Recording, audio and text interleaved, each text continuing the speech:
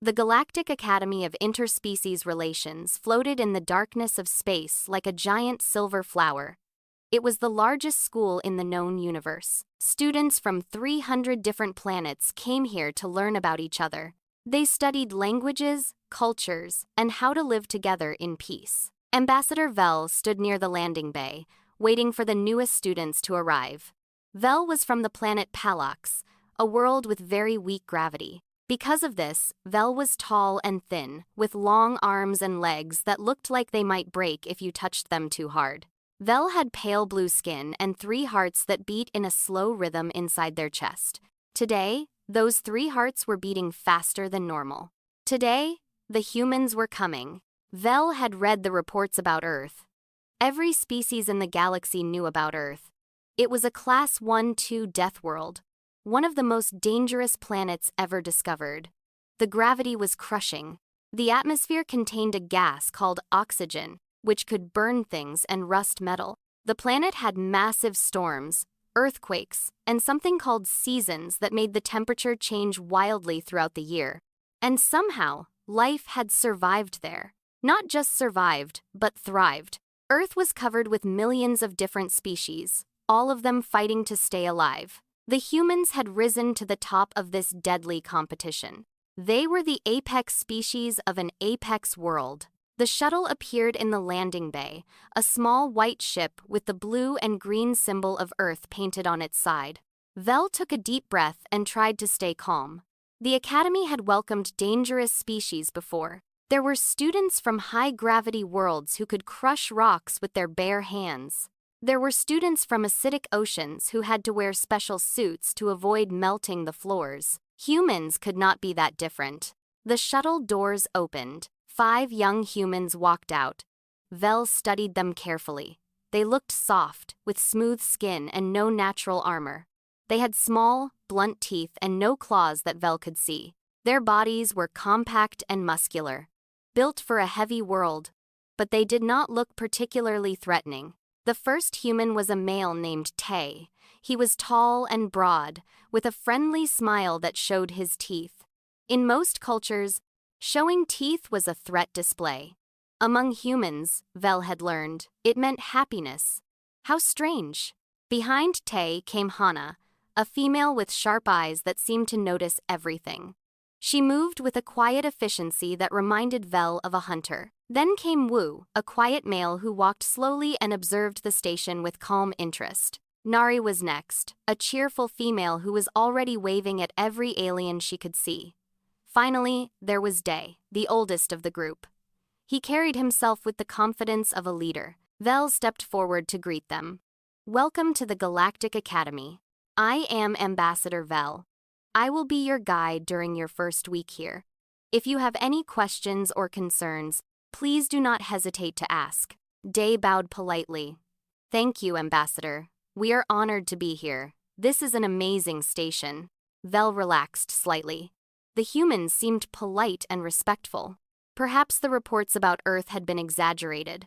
Perhaps this would be easier than expected. Then Vel noticed movement behind the humans. Something was coming out of the shuttle. Several somethings. They walked on 4 legs and moved with the easy grace of creatures who were very comfortable in their own bodies. They had fur covering their entire forms, in colors of gold, gray, orange, and black and white. They had long snouts and ears that moved independently. And they had eyes. Forward-facing eyes. The eyes of predators. Vel's 3 hearts stopped beating for a full second. Then they started again, pounding with terror. What are those? Vel managed to ask. Their voice came out as a squeak. Tay looked back at the creatures and smiled even wider. Oh, those are our pets.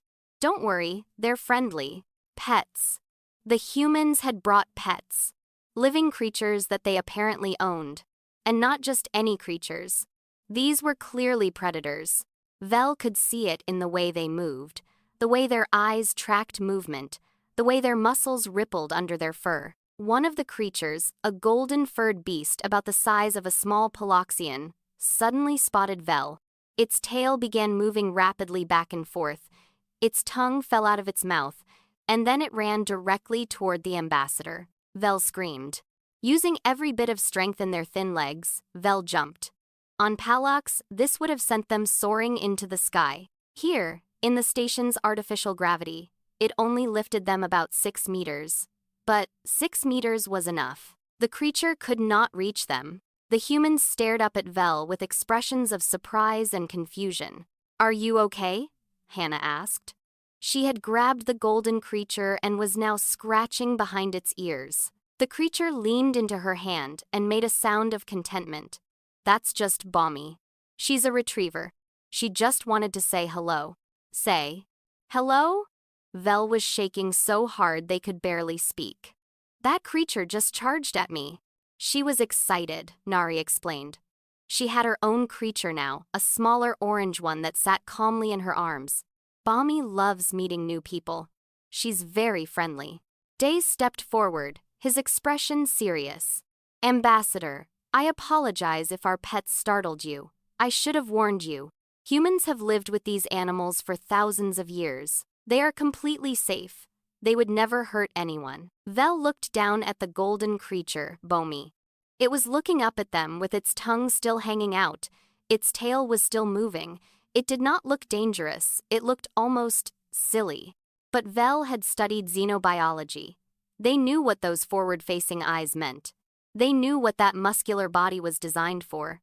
They knew that on Earth, creatures like this had once hunted in packs, chasing down prey for kilometers until the prey collapsed from exhaustion. "Safe," Vel repeated weakly. "You think those creatures are safe?" "Bommy sleeps in my bed," Hannah said. "She's scared of loud noises. Last week she was afraid of a plastic bag." This information did not comfort Vel at all.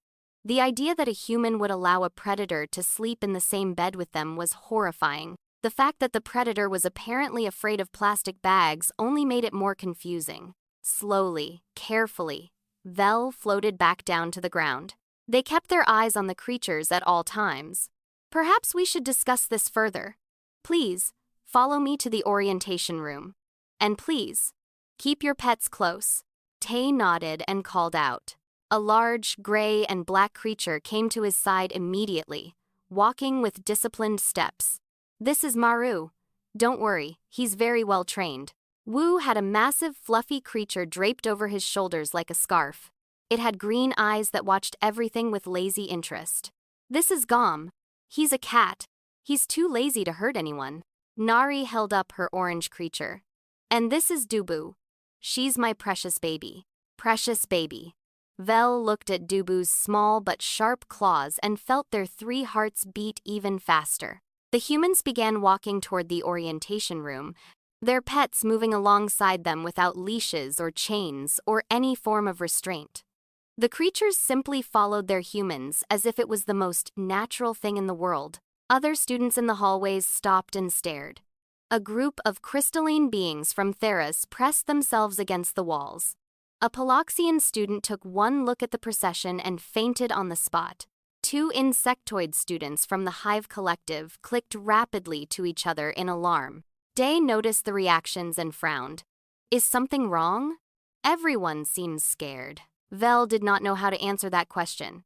How could they explain to these humans that they had just walked into a space station full of peaceful species while accompanied by apex predators? How could they explain that to most of the galaxy, what the humans were doing was like walking into a school with live weapons? "It is unusual," Vel finally said.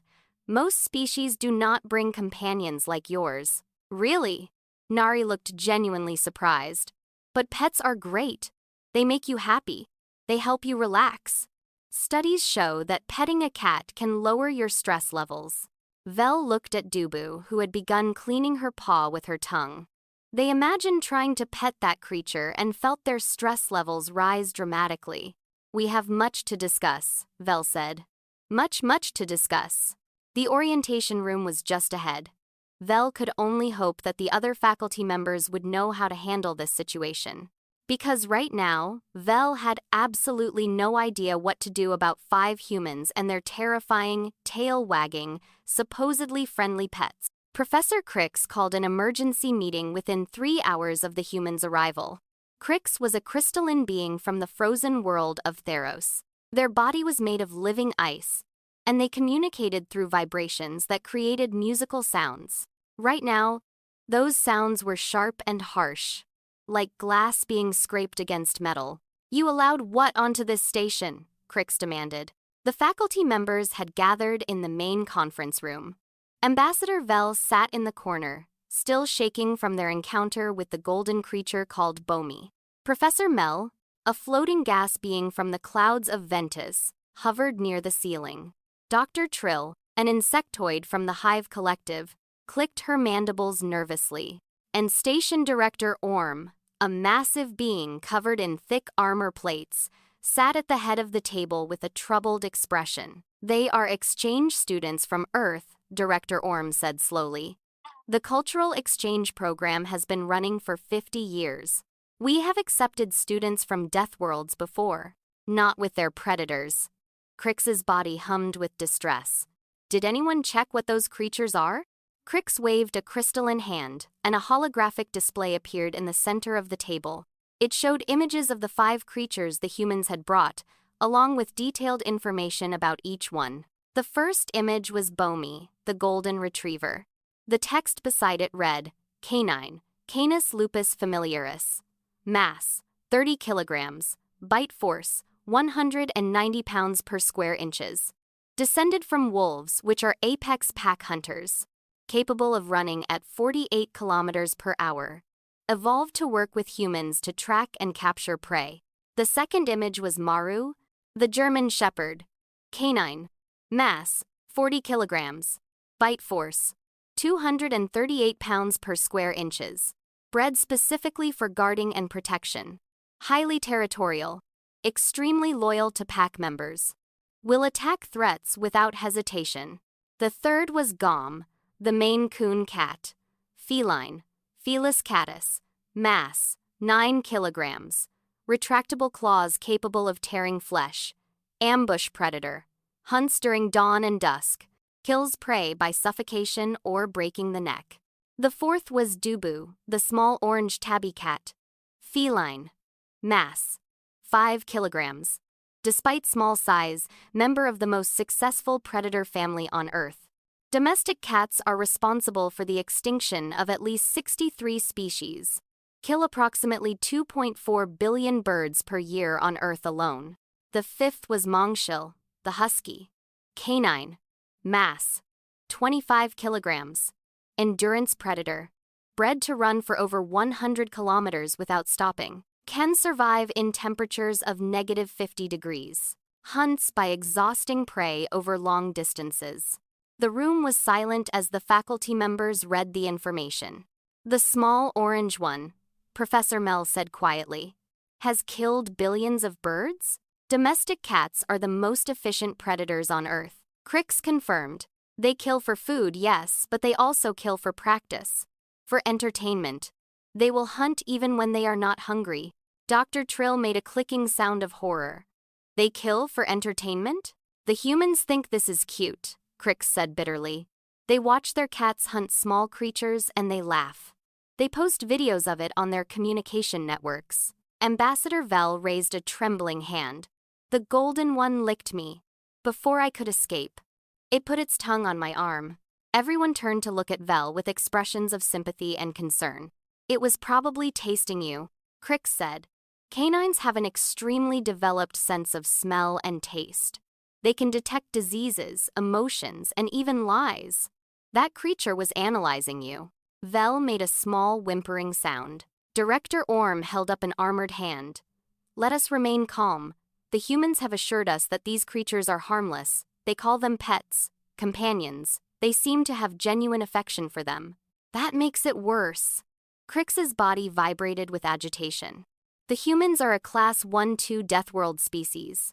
Their planet has gravity that would crush most of us. Their atmosphere contains oxygen, which is literally a corrosive gas. They evolved alongside these predators, and instead of avoiding them, they invited them into their homes." Professor Mel drifted lower, their gaseous forms swirling with confusion. "But why would they do this? What possible benefit could there be to living with creatures that could kill them?" Crix pulled up more data on the holographic display. Humans domesticated wolves approximately 40,000 years ago.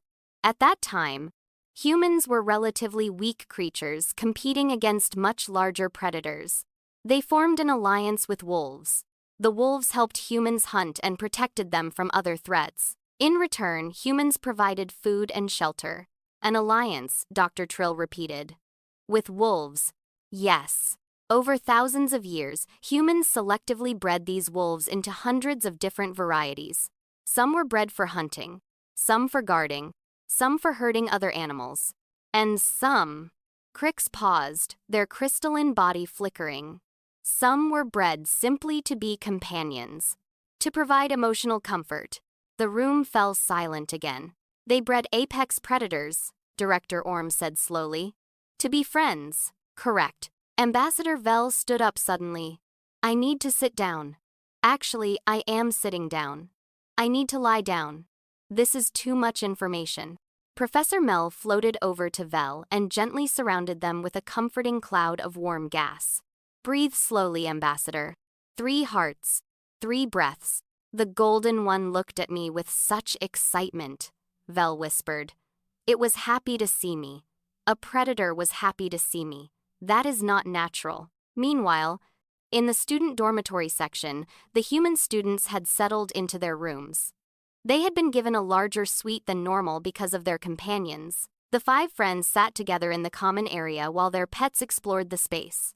Bomi was sniffing every corner of the room, her tail wagging constantly. Maru sat alert near the door, watching for any potential threats. Gom had found a warm spot near the heating vent and was already asleep.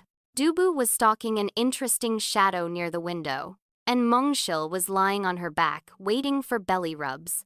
Did you notice how everyone was looking at us? Nari asked.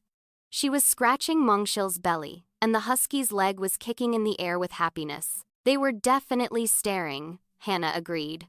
She sat cross-legged on the floor while Bomi rested her head in Hannah's lap. I think they're scared of the dogs and cats. Wu looked up from his tablet. He had been reading information about the station's other species.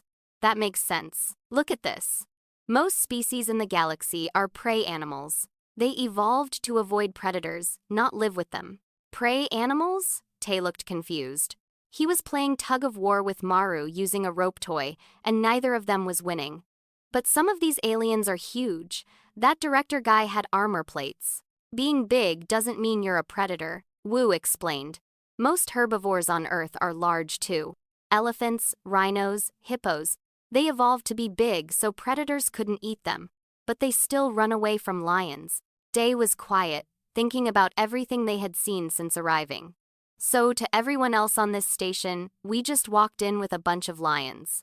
Basically, yes. Nari picked up Dubu and held the small orange cat against her chest. But Dubu is tiny. She weighs like 5 kilograms. How is she scary? Cats are apex predators, Wu said. Doesn't matter how big they are. They hunt, they kill, they eat meat. To a species that evolved running from predators, a cat is terrifying. Dubu purred loudly, completely unaware that she was being discussed as a deadly threat. This is going to be complicated, Day said. We need to show everyone that our pets are safe, that they won't hurt anyone. How? Tay asked. Maru had finally won the tug-of-war and was proudly carrying the rope toy around the room. I don't know yet, but we'll figure it out. We're here to learn about other cultures, right? Maybe we need to teach them about ours too. Hana smiled and rubbed Bomi's ears. I'm sure once they spend some time with our babies, they'll understand. Who could be scared of this face? Bomi looked up at Hana with pure adoration in her forward-facing predator eyes. Back in the conference room, the faculty meeting was still ongoing. We cannot send them back, Director Orm was saying. Earth is a powerful member of the Galactic Council. Rejecting their students would create a diplomatic incident. Then what do you suggest? Crix demanded. We just allow apex predators to roam freely on the station? They are not roaming freely. They are accompanied by their humans at all times. And if one of them decides to attack a student, the humans assure us that will not happen. Crix made a sound like shattering ice. The humans also assure us that they find these creatures adorable. The humans have proven themselves to be insane. Ambassador Vel raised their hand weakly. I have a question. The data says these creatures are loyal to their humans. Does that mean they will protect their humans if they feel threatened? The room went quiet. What do you mean? Director Orm asked. I mean, what happens if one of us accidentally scares a human? Will their predators attack us to protect them? No one had an answer to that question. Dr. Trill clicked her mandibles thoughtfully. Perhaps we should establish some rules. Designated areas where the creatures are allowed.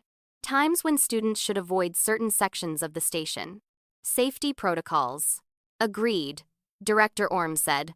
I will speak with the human students tomorrow. We will create a plan that keeps everyone safe and comfortable. Good luck with that, Crix muttered. You'll need it. As the meeting ended, Ambassador Vel slowly made their way back to their quarters. They could not stop thinking about the golden creature, Bomi. The way she had run toward them with such joy. The way she had looked so disappointed when Vel fled. Maybe the humans were right. Maybe these creatures really were harmless. Or maybe the humans were simply so used to living with danger that they could no longer recognize it. Either way, Vel decided, they would be keeping a very close eye on the 5 humans and their terrifying pets. 2 weeks had passed since the humans arrived at the Galactic Academy, and things were not going well. Not badly, exactly. No one had been attacked. No one had been eaten. But the tension in the station was getting worse every day. Tay discovered the problem during his morning walk with Maru. Every morning, he would take the German Shepherd through the recreation deck, letting Maru stretch his legs and explore. It was good exercise for both of them. The problem was that every time they entered an area, everyone else left. At first, Tay thought it was coincidence. Maybe the other students just had somewhere else to be. But after 2 weeks, he could not ignore the pattern. Students would see him coming, see Maru walking calmly beside him, and they would suddenly remember urgent appointments in the opposite direction. It's not personal, Wu told him later that day. They were sitting in the human common area with their pets. They're scared of predators. It's instinct. They can't help it. But Maru would never hurt anyone, Tay said sadly. The German Shepherd was lying at his feet, looking peaceful and content. He's a good boy, the best boy. Maru's tail wagged at the words good boy, even though he did not understand them. To us, he's a good boy, Wu agreed. To them, he's a wolf, a hunting machine. Thousands of years of evolution tell them to run. Nari came into the room looking frustrated. She had Dubu in her arms, and the small orange cat was purring loudly. I just came from my sociology class. I tried to show everyone how sweet Dubu is. I even demonstrated how she loves belly rubs. And, Hana asked, 3 students fainted. One of them was the professor. Day sighed. He was sitting on the couch with Meng Shil lying across his lap. The husky was shedding everywhere, leaving white fur on his black pants, but he did not mind. This can't continue. We need to do something. Like what? Tay asked. We can't make them not afraid. We can't change millions of years of evolution. No, but we can educate them. Day sat up straighter, his eyes brightening with an idea. The problem is that they only know about our pets from data files. They know the statistics, bite force, kill counts, hunting abilities. They don't know the real stuff. The real stuff? Like how Bomi is afraid of the vacuum cleaner, or how Gom once got scared by a cucumber, or how Mengshil screams like a person when she doesn't want to take a bath. Nari laughed. Dubu is afraid of cardboard boxes. Well, no, that's not true. She's obsessed with cardboard boxes. She'll sit in one for hours. Exactly. Day stood up, startling Mengshil, who made a dramatic howling noise of complaint. We need to show them the silly side of our pets. The vulnerable side. The side that makes them just like any other creature. Hana nodded slowly. That's not a bad idea. But how? We'll host an event, an educational presentation. We'll invite everyone who wants to learn about Earth pets, and we'll show them what our animals are really like. The other humans looked at each other. It was a risk. If something went wrong, it could make things worse. But doing nothing was not working either. Let's do it, Tay said. What's the worst that could happen? The presentation was scheduled for the following week. Day sent invitations to every species on the station. He promised that the event would be safe, educational, and that no one would be forced to interact with the pets directly. On the day of the presentation, only 12 students showed up, but 12 was better than 0, so Day considered it a success. Ambassador Vel was among the attendees. They sat in the back row, as far from the pets as possible. But they had come. That meant something. "Thank you all for coming," Day began. He stood at the front of the room with Mongshul sitting calmly beside him. "I know many of you are afraid of our companions. We understand. Your fear makes sense. But we want to show you something that the data files don't explain." He reached down and scratched behind Mongshul's ears. The husky's eyes closed in bliss, and her tail swept across the floor. "These creatures are not just predators. They are our partners, our family. We have lived together for thousands of years, and in that time, we have grown to depend on each other in ways that go beyond hunting or protection." Tay stepped forward with Maru. "This is Maru. He's a German Shepherd. The files say he has a bite force of 238 pounds per square inches and is trained to attack threats. Both of those things are true. But the files don't say that he's afraid of thunderstorms. When there's lightning, he hides under my bed and shakes until the storm passes." A few of the students looked surprised. The idea of a predator being afraid of weather was apparently not in their understanding of how predators worked. Hana came forward with Balmy. "This is Balmy. She's a retriever. Retrievers were bred to help humans hunt birds. They would fetch the birds after the humans shot them. But Balmy has never hunted anything in her life. The closest she's come is chasing a squirrel in the park. She didn't catch it. She ran into a tree." A small laugh came from somewhere in the audience. It was a clicking sound from one of the insectoid students. Wu stepped forward with Gom draped over his shoulders. The massive Maine Coon looked like a furry scarf. "This is Gom. He's a cat. Cats are ambush predators. They stalk their prey silently and strike without warning." Wu paused. "Gom has never successfully ambushed anything. I have watched him try to catch insects. He misses every time. He's a complete failure as a predator." Gom yawned, showing his teeth, and several students gasped. But the yawn was clearly just a yawn. Even they could see that. Finally, Nari came forward with Dubu. "This is Dubu. She's a tabby cat. The files say cats are responsible for killing billions of birds. And that's true for outdoor cats. But Dubu is an indoor cat. She has never been outside. The most dangerous thing she's ever attacked is a piece of string." To demonstrate, Nari pulled out a small string toy and dangled it in front of Dubu. The cat's eyes went wide. Her pupils dilated. Her body tensed. Then she pounced. She grabbed the string with her paws and bit it viciously, kicking with her back legs. "See?" Nari said. "Terrifying. Absolutely deadly." To string. This time, several students laughed. The tension in the room had shifted slightly. Day stepped forward again. "We're not saying you shouldn't be careful. These are animals. They can bite. They can scratch.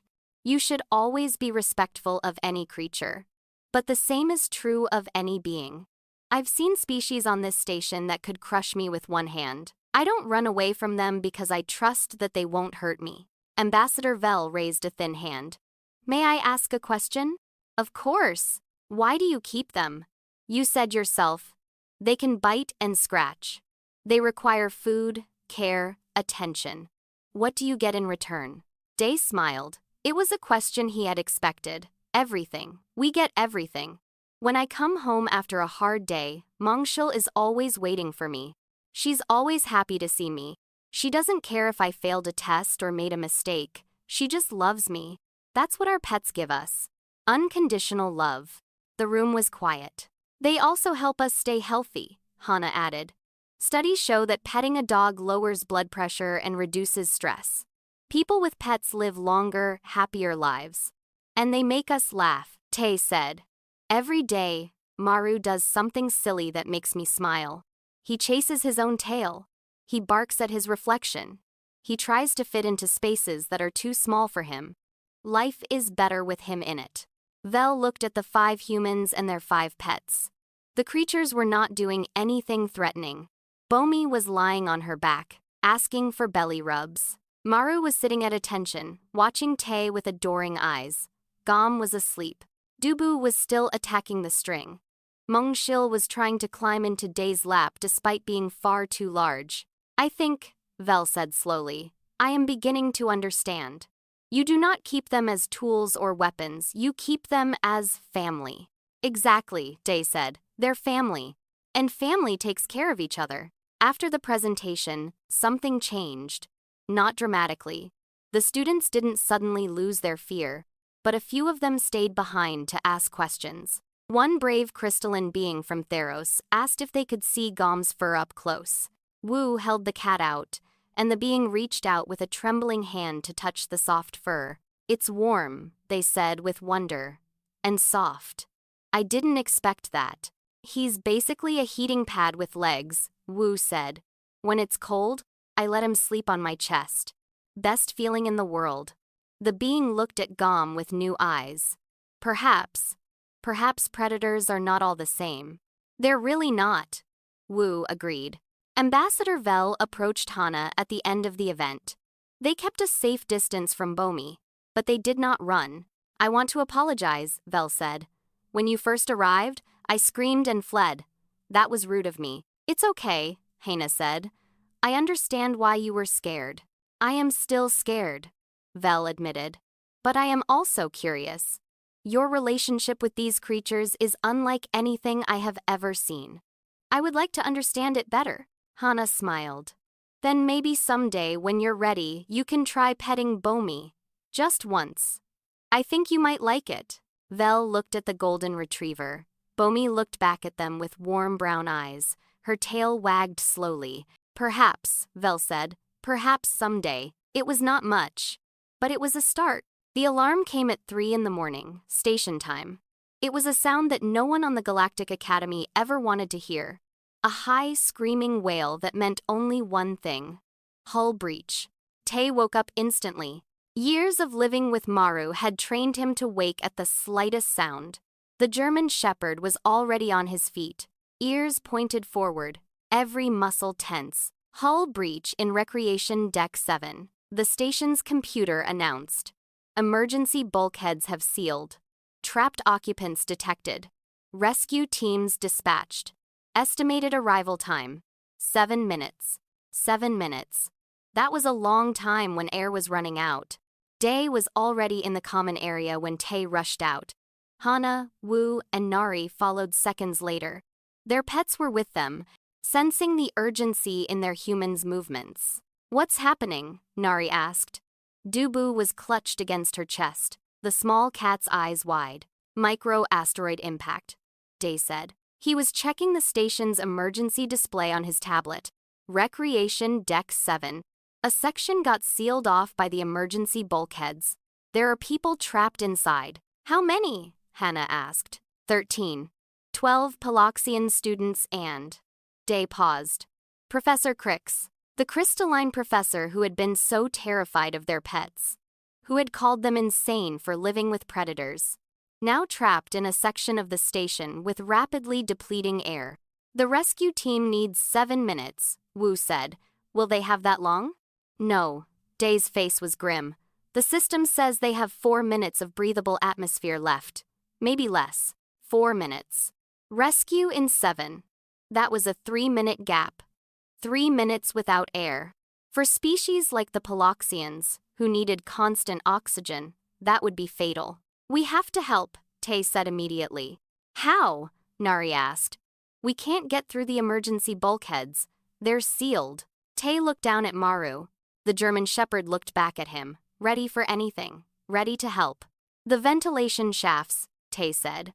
They're not sealed. They're too small for most species to fit through, but they're big enough for the dogs to pass. Day's eyes widened. You want to send the dogs? Not just send them. They can carry emergency oxygen canisters. The small ones. If we can get enough oxygen to the trapped people, they can survive until rescue arrives. It was a crazy plan. It relied on the dogs being able to navigate the ventilation system, find the trapped students, and somehow understand what they needed to do. But it was the only plan they had. "Let's do it," Hana said. She was already grabbing Bomi's emergency harness from the storage closet. "Tay, get Maru ready. I'll take Bomi through the north shaft. You take the south." Within 2 minutes, both dogs were equipped with harnesses that held small emergency oxygen canisters. The canisters were designed for individual use, small enough to fit through the vents, but carrying enough air to keep someone alive for 15 minutes. Tay knelt beside Maru and looked into his eyes. "I need you to find them. Boy, find the people." "Can you do that?" Maru's ears perked forward. He understood the tone. The serious tone. The tone that meant this was important. Hana did the same with Bomi. "Go find them, girl. Be a good girl. Find the people." Bomi's tail wagged once, then stopped. Her expression became focused. She was not a pet anymore. She was something older. Something that had been bred into her over thousands of years. The ventilation shaft entrance was just down the hall. Day removed the cover, and the dark tunnel stretched into the distance. "Go," Tay commanded. Maru launched into the shaft without hesitation. His claws clicked against the metal as he disappeared into the darkness. Hana sent Bomi after him from a different entrance, taking a second route to the trapped section. "Now what?" Nari asked. "Now we wait," Day said. "And we hope." Inside the ventilation shaft, Maru moved quickly and efficiently. He had never been in this place before, but that did not matter. He could smell something in the distance. Fear, panic, distress. Many beings were in trouble, and Maru was trained to help beings in trouble. The shaft twisted and turned. Maru navigated by smell, following the scent of the trapped creatures. Left, right, down a level, through a tight corner that scraped against his fur. But he kept moving. Behind him, in a different shaft, Bomi was doing the same thing. She was a retriever.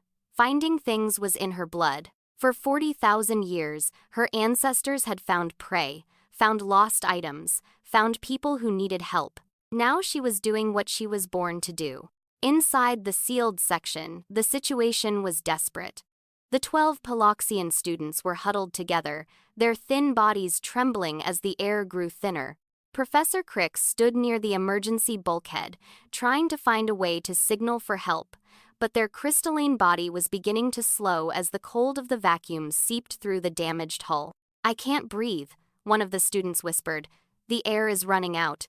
"Stay calm," Crick said, but their voice was weak. "Rescue is coming.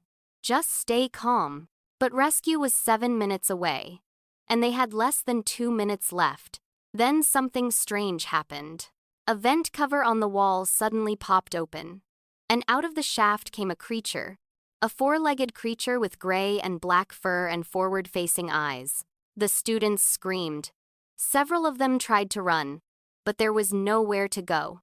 They were trapped with a predator, but the predator did not attack. Instead, it ran straight to the nearest student and began pawing at its harness. There was something attached to the harness. A small cylinder. Professor Crick stared in disbelief. That's one of the human pets. Maru. Maru finished pawing at the harness clasp and dropped the oxygen canister at the student's feet. Then he turned and ran to another student. Repeating the process. A second vent cover burst open. The golden creature, Bomi, emerged and immediately began doing the same thing. She went to a group of students and dropped oxygen canisters, then circled back to check on each one. "They brought air," a student gasped. "The predators brought us air." With shaking hands, the students activated the oxygen canisters and pressed them to their faces. The small devices released clean, breathable air, filling their lungs with precious oxygen. Maru had delivered 6 canisters. Bomi had delivered 6 more. It was exactly enough for everyone, including Professor Crick's. But Maru was not finished. He moved through the debris, sniffing carefully. His nose detected something. Someone. 2 students were buried under collapsed ceiling panels, unconscious and hidden from view. Maru began digging. His paws scraped at the debris. pushing aside metal and plastic. Bomi joined him, and together they uncovered the two unconscious Paloxians. "There are more," Professor Crix called out. "Over here. There are more students." Other students rushed over with oxygen canisters. They pressed them to the faces of the unconscious ones, forcing air into their lungs. By the time the rescue team arrived 3 minutes later, everyone was alive, shaken, terrified, but alive. Outside the sealed section, Tay and Hana were waiting anxiously. When the rescue team finally opened the emergency bulkheads and the survivors began emerging, they searched the crowd desperately. Maru came out first, his tail high and his eyes bright. He ran straight to Tay and pressed against his legs, seeking approval. "Good boy," Tay said, his voice cracking. "Good boy, Maru. You're the best boy." Bomi followed, immediately going to Hana for praise and attention. Her tail was wagging so hard her whole body shook. "You did it, girl," Hana said, kneeling down to hug her. "You saved them. You really saved them." The Paloxian students emerged next, supported by the rescue team. They were weak and traumatized, but they were alive because 2 dogs had brought them oxygen when they had none. Professor Crix was the last to emerge, the crystalline being moved slowly, their bodies still recovering from the cold. But when they saw the humans and their pets, they stopped. For a long moment, Crix just stared at Maru, the dog who had run through dark tunnels to save strangers, the predator who had dug through debris to find the buried, the creature that Crix had called dangerous and terrifying. Maru wagged his tail. "It saved us," Crix whispered. "The predator saved us." Tay put his hand on Maru's head. "He's not a predator, he's family. And family protects each other." Crix looked at the human, then at the dog, then back at the human. "I was wrong," Crix said softly. "I was so wrong." Day stepped forward. "You weren't wrong to be careful. These are powerful animals. They deserve respect. But fear and respect are different things." Crix nodded slowly. "Yes. I think I understand that now." The next few hours were chaotic. Medical teams treated the survivors. Engineers began repairing the hull breach. Station officials took statements and filed reports. But in the middle of all the chaos, something quiet happened. Ambassador Vel approached Hana. The tall Paloxian had been watching from a distance, too overwhelmed to speak. But now they came close, closer than they had ever been to Bomi. "May I?" Vel asked softly. Hana nodded. Slowly, carefully, Vel reached out with a thin hand and touched Bomi's head. The golden fur was soft and warm. Bomi's tail wagged, and she pressed her head against Vel's palm, asking for more pets. Vel laughed. It was a surprised, delighted sound. "She likes it. She likes being touched. She loves attention," Hana said. "She always has." Vel kept petting Bomi, their 3 hearts beating fast with a new emotion. Not fear. Something else. Something warmer. "Thank you," Vel said to Bomi. "Thank you for saving them." Bomi just wagged her tail and enjoyed the attention, completely unaware that she had changed everything. A week had passed since the incident. The hull breach had been repaired. The injured students had recovered. Life on the Galactic Academy had returned to normal. But something had changed. Something that could not be measured or repaired or forgotten. The memorial ceremony was held in the main hall. It was not a funeral, because no one had died. It was a celebration, a recognition that 13 lives had been saved when all hope seemed lost, and everyone knew who had made that miracle happen. Director Orms stood at the front of the hall, their massive armored body gleaming under the lights. Behind them, a holographic display showed images of Maru and Bomi, along with the 5 human students who owned them. "Today, we honor an act of extraordinary bravery," Director Orm said. "When our students were trapped with only minutes of air remaining, when rescue seemed impossible, 5 humans and their companions did something remarkable. They did not wait for help. They did not give up. They found a way." The hall was packed with students and faculty from every species on the station. Paloxians, Therosians, insectoids, gas beings, crystalline entities, and dozens of others. They had all come to see the humans and their pets. The creatures you see in these images are called dogs, Director Orm continued. They are descended from wolves, apex predators of the human homeworld. For thousands of years, humans lived with these creatures, worked with these creatures, and loved these creatures. Today, we understand why. The director turned to face the 5 human students, who were seated in the front row with their pets. Maru sat proudly beside Tay. Bomi leaned against Hana's legs. Gom was draped across Wu's shoulders as always.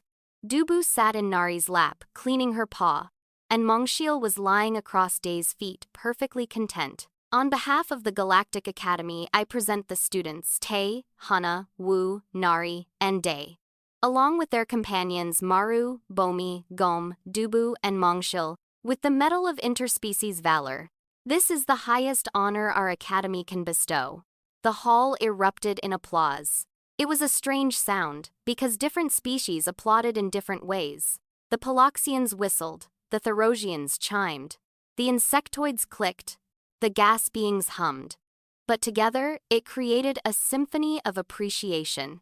Day stood to accept the medal on behalf of the group. He looked out at the sea of alien faces and felt something warm spread through his chest. "Thank you," he said. "But we didn't do anything special. We just did what any human would do. We helped our friends. And we let our friends help too." He reached down and patted Mongxiel's head. The husky's tail thumped against the floor. "Where we come from, pets aren't just animals. They're partners. They're family. They share our homes, our food, our lives. We protect them, and they protect us. That's how it's always been. That's how it will always be." After the ceremony, the common area was crowded with students who wanted to meet the humans and their pets. But this time, no one was running away. No one was fainting. Instead, they were lining up. Ambassador Vel had become an unofficial guide, helping other students approach the pets safely. They had been practicing with Bomi every day since the incident, and now they could pet her without trembling. "Start slowly," Vel instructed a nervous Therosian student. "Let the creature smell your hand first. If the tail moves, that means she is happy." The Therosian reached out a crystalline hand. Bomi sniffed it curiously, then licked it with her warm tongue. "She licked me," the Therosian exclaimed. "That means she likes you," Hannah said with a smile. "You can pet her now if you want." The Therosian gently touched Bomi's golden fur. Their crystalline body began to glow with a soft, warm light. Oh, this is wonderful. She's so soft." Across the room, Nari was introducing Dubu to a group of curious students. The small orange cat was sitting on a table, allowing herself to be admired like the queen she believed herself to be. "You may pet her," Nari said, "but be gentle. She has moods." A brave insectoid student reached out with a delicate limb and stroked Dubu's back. The cat responded by arching into the touch and purring loudly. "What is that sound?" the student asked, alarmed. "That's purring. It means she's happy, or comfortable, or sometimes she does it when she's sick. But usually it means happy. It sounds like an engine." "Yeah, she's pretty loud." Wu was sitting in a corner with Gom, showing interested students how cats relaxed. The massive Maine Coon was lying on his back, all 4 paws in the air, completely unconscious. "This is his favorite position," Wu explained. "He only does this when he feels completely safe. Predators never expose their bellies unless they trust their surroundings." A Paloxian student tilted their head. "So showing the belly is a sign of trust?" "For cats, yes. For dogs, too. If a dog rolls over and shows you their belly, it means they trust you completely." "Fascinating. Your predators have developed trust signals just like prey species. They're social animals. Trust is important to them. They can't survive alone." The student looked thoughtful. "Neither can we." Near the window, Tay was playing fetch with Maru using a soft ball. A crowd had gathered to watch, amazed at the simple game. "So the creature chases the ball," Professor Crick said slowly, "retrieves it and brings it back to you?" "Yes. And then you throw it again?" "Yes. And this continues." "Indefinitely?" Tay laughed. "Pretty much. Maru could do this for hours. It makes him happy." Crix watched as Maru bounded across the room, snatched the ball out of the air, and raced back to Tay with his tail wagging furiously. The dog dropped the ball at Tay's feet and immediately crouched down, ready for the next throw. "He looks so joyful," Crix said quietly. "I never imagined a predator could look joyful." "They feel everything we feel," Tay said. "Joy, sadness, fear, love. They're not so different from us, from any of us." Crix considered this. They had spent their entire life believing that predators were fundamentally different from other creatures. Dangerous, unfeeling, driven only by instinct and hunger. But watching Maru play fetch, watching the pure happiness in the animal's eyes, Crix realized how wrong they had been. "I owe you an apology," Crix said to Tay. "When you first arrived, I called your species insane for living with predators. I was afraid and ignorant. I am sorry." Tay smiled. "You don't need to apologize. Fear is natural. What matters is what you do with it." "What do you mean?" "You could have stayed afraid forever. You could have avoided us and our pets for the rest of your time here. But instead, you came to the ceremony. You watched Maru play fetch. You asked questions. You let yourself learn. That's brave." Crix's crystalline body flickered with emotion. "Among my people, bravery means facing danger alone. But your people, you face danger together. With your pack." "Exactly. Humans aren't the strongest species. We're not the fastest or the toughest. But we survive because we work together. We make alliances. We turn strangers into friends and enemies into allies. Our pets are part of that. They've been part of our pack for thousands of years." Day had been listening nearby. He walked over with Meng Shil following close behind. "That's something important about humans that a lot of species don't understand," Day said. "We're not apex predators, not really. We're pack animals. We need community. We need connection. Our pets give us that connection in a way nothing else can." "How?" Crix asked. "They love us unconditionally. They don't care if we're successful or smart or beautiful. They just love us because we're theirs. And we love them because they're ours. That kind of bond is rare. It's precious." Meng Shil nudged Day's hand with her nose, asking for attention. He scratched behind her ears, and she made a happy groaning sound. "When I'm sad, Meng Shil knows," Day continued.